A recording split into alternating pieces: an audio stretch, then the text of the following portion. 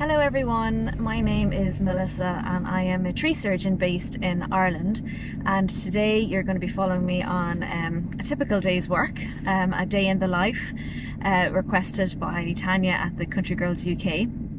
So just to give you a bit of a background, the company that I work for deal with private and commercial tree surgery works. So that can be anything from small tree pruning to large tree dismantling or topping, whatever is required. So when I say large trees, it can go right up to 200 feet or whatever. But there's no such thing as a typical day, I suppose. It does vary quite a lot on a daily basis. So today's work that I will be bringing you on is it's a row of trees that are on a very busy road. We have to push the trees back off the road because there's trucks hitting them and things like that. So we are using different machinery today than normally. We're using an MEWP, which is a mobile elevated work platform. We can't climb these trees. Most of our work is climbing, but today it's just not possible due to the nature of the work. We have a very busy road that we're going to be on, so we have to set up road traffic management as well, and in that brings different stress and pressure trying to control people driving, and then also predicting what cuts and everything is going to be done on the trees as we're going along. We also have a truck and wood chipper which will be set up. We have various different equipment that we use within the company. We have tractors and winches and PTO wood chippers along with timber lorries, grabs. Sometimes we use cranes for dismantling trees. If there's a tree at the back of a terraced house, for example, in a town or anything like that, we sometimes have to take it down in sections and use a crane to carry the tree across the house, which is quite exciting, but we're not doing that one today. And diggers and various different other machinery. It's a very dangerous job, so we all have to be very much on the ball every day as a team. You know, anything can happen, and it's usually very detrimental if an accident happens in tree surgery. So we have to really play it safe all the time. All the equipment has to be checked daily. So our climbing ropes, harnesses, you know, the chainsaws, the machinery themselves, everything has to be checked, and we have a daily check sheet. And we also, when we get to job sites, we use SSWPs, which is a safe systems, kind of like a method statement. So we tick those little boxes and we, you know, highlight any issues that might arise if there's electrical cables, for example, or you know, anything dangerous. If we're doing, you know, we're not doing excavating, but if you're stump grinding and there's electrical cables in the ground or anything that might cause harm or death to anybody near them. So we normally use forms like that. We also have a toolbox talk at the start of every job, just so that everybody's on the right page and that everyone is doing their correct job for the day. So I've been involved in tree surgery for a number of years.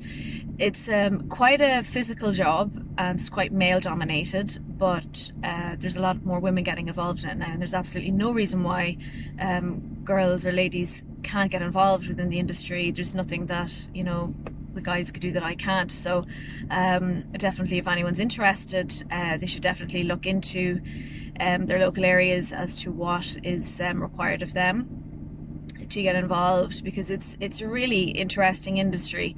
Every day is different and you're working outside, and during the winter months it can get a bit harsh, but for the majority of the time it's really good. So today anyway, as I say, we'll be going to this job, so I'll be doing a few different videos for you just to show you exactly what we do, and yeah, I hope you enjoy it.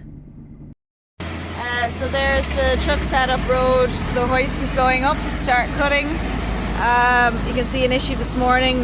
The sun is shining straight down the road, so the people coming from this side are having a problem seeing. So that is the start of the work now.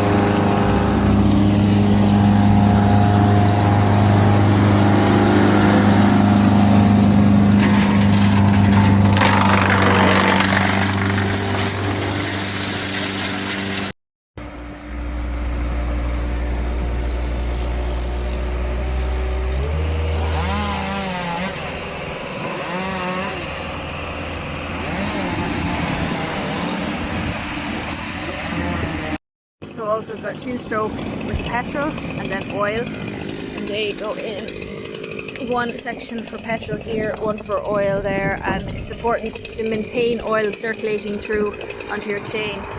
So when you're putting in oil every time with the petrol, you want to make sure that it's emptying at the same rate that the petrol is going out of the saw.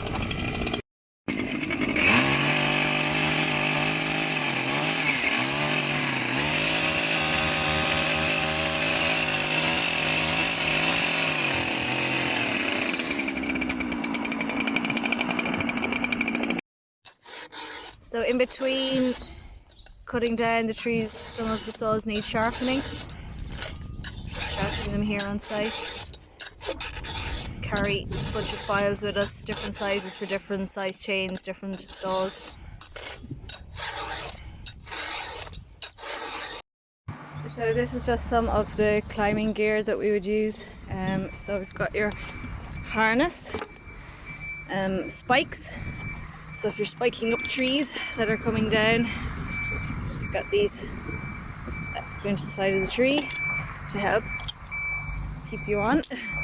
You get a side strap which is attached to your harness, and then you've got your main rope. And we're using secondary ropes now as well, so that stays in the bag at the bottom of the tree as you're climbing. It's going up. We've got felling bars, which helps felling large trees. And then this sycamore is now coming down completely. All the timber is staying with the owner. Just at the base of the tree, just to discuss a bit of dendrochronology, I'm no expert, but you've got the lines, you've got the darker line, the lighter line. Lighter are formed in early spring, summer, and the darker the autumn, winter. So generally when we're counting up the age of a tree, we count the darker lines, and any of them very close together usually is a sign of drought. But I'm just going to try and count up this sycamore here.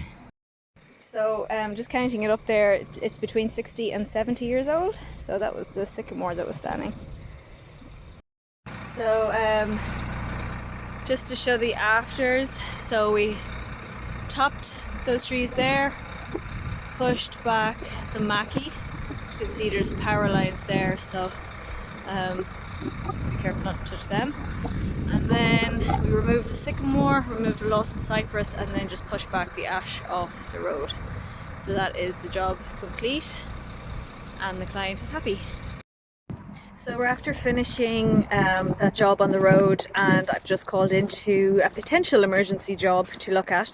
I do most of the pricing for the company, so I go around to jobs and new clients and look at their work and give them a price for it. So I've just called into a large tree that needs to come down for a convent, and the tree is overhanging gravestones, and they've lost a few large limbs off already, and they're worried about the graves getting destroyed.